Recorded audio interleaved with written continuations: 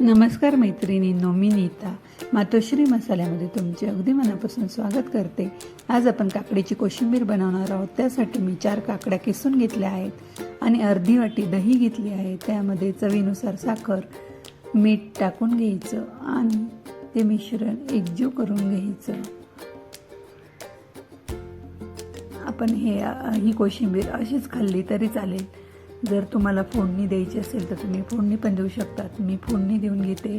त्यामध्ये मी तेल टाकून घेतलं, थोडी जिरे मोहरी टाकून घेतली, कढीपत्ता मी कट करून घेतलेला आहे आणि 1 हिरवी मिरची टाकली। किसलेल्या काकडीमध्ये मी आता फोडणी टाकून घेतली आहे। वरतून कोथिंबीर टाकते आणि 5 मिनिटं आपण असं राहू द्यायचं।